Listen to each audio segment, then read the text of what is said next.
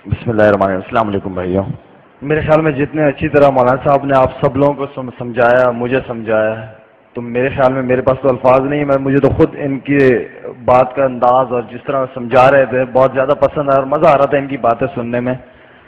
میں تو یہاں پہ ہماری جماعت ہے جمشید بھائی، ان سے میں ملنے آیا تھا. ہمارے بزرگ ہیں بڑے، میرا کافی تعلق ہے ان سے. تو یہ اللہ کے راستے میں نکلے تھے، ہم نے کہا ہم بھی جائیں، ان سے ملیں، تھوڑی سی دعائیں لیں اپنے لیے. جس طرح میں نے پہلے کہا کہ اچھی طرح انہوں نے سمجھا دی. میرے پاس خیر اتنے الفاظ تو نہیں ہے بولنے کے لیے، لیکن ایک بات میں لازمی آپ سے کہوں گا کہ اللہ تعالیٰ نے کرکٹ کے ذریعے مجھے پوری دنیا گھمائی. کالے پیلے ہر قسم کے لوگوں میں، امیر ہو غریب ہو، ہر قسم کے لوگوں کے بیچ میں اللہ نے مجھے توفیق دی بیٹھنے کی، ان سے ملا.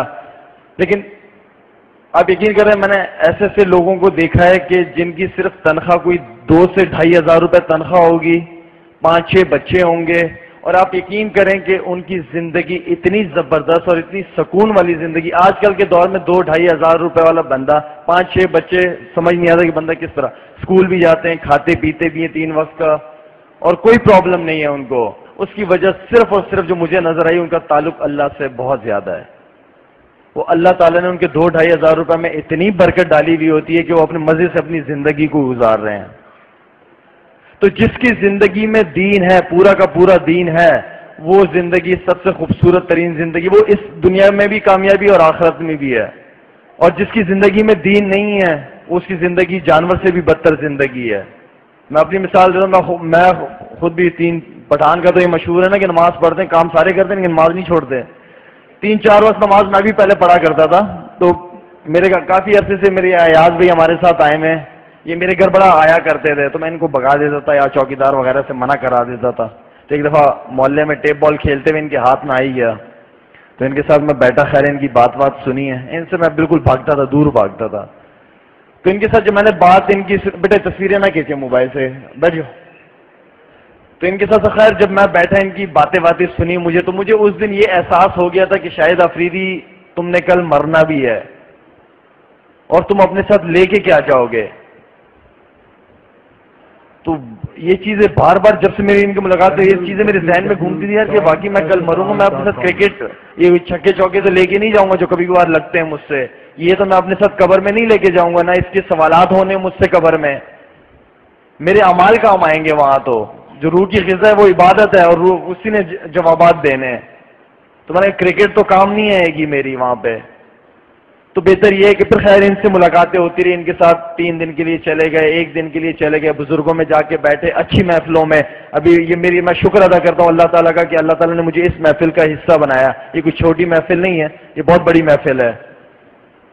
تو اس طرح کی محفلوں میں جانا شروع کیا میں نے، تو آہستہ آہستہ سے مجھے خود اپنے آپ میں تھوڑا سا فرق نظر آنے لگا، تھوڑے سیدھے راستے کی طرف آیا.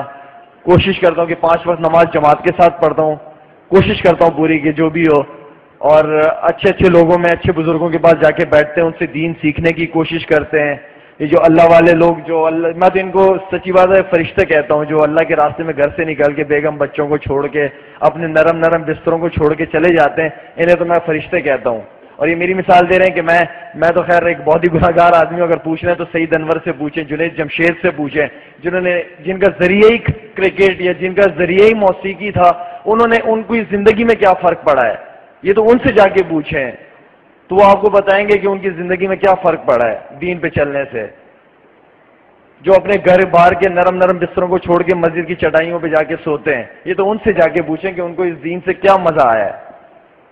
تو اللہ تعالیٰ جب آپ اللہ کی طرف چلتے ہیں تو اللہ آپ کو اسی دنیا میں دکھانا شروع کر دیتا ہے کہ دیکھ تو میری طرف آ رہا ہے، یہ لے.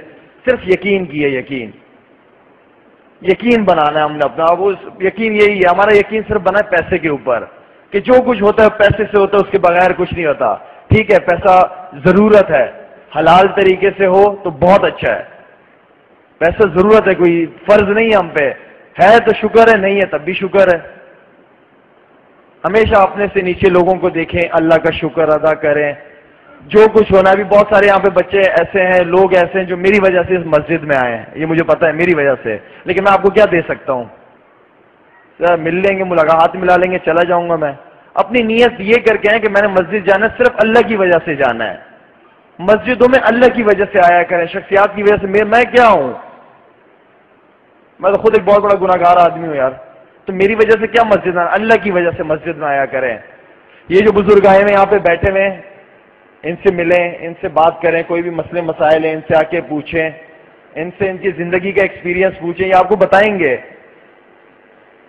تو انشاءاللہ آپ سارے حضرات کوشش کریں. ابھی میرے خیال میں لاہور میں اجتماع بھی ہے.